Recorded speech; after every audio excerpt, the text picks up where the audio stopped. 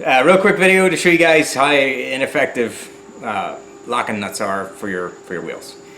This car, it's an auction car, and the key for the locking nuts, it's gone. It just didn't come with the car. So I'm gonna need to take these wheels off. So I'm gonna show you guys how to take a lock nut off if you don't have the key. Super easy. So hopefully you guys can see. This is our locking nut on this car. It's just a circle. And it's got a key in the middle of it. You want to get a 12-point socket. This one's too big, right? So get the next one down, which is what I have right here. And you see it doesn't quite fit over it. No big deal. We're just going to hammer it up right out over the top of it.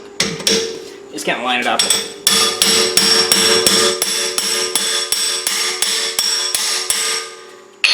Just beat it on.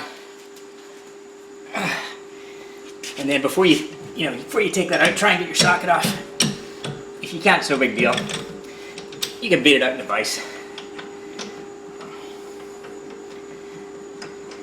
That one was pretty tight, but yeah, that's all you gotta do. Just beat a socket over it, and then beat the socket back out of it. Super easy. So there you go. It's not much to it, 30 seconds, not even. I don't even know how long it took. They're lock nuts. They're not even much of a deterrent, really. If you were a really bad boy and you really wanted somebody's wheels and you wanted to do it quietly, you could get a plastic hammer or a dead blue hammer and do the same thing, and it's not going to make much noise at all. But you didn't hear that from me. Bonus footage. We'll do one more. It's the last one. So, yeah, this wheel's obviously spinning, right? But we should be able to hammer it off, hopefully.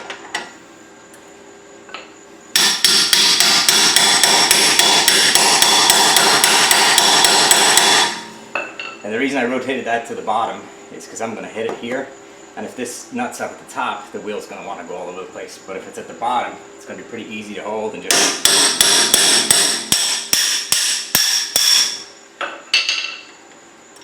There you go. Ah, this one's going to stick too.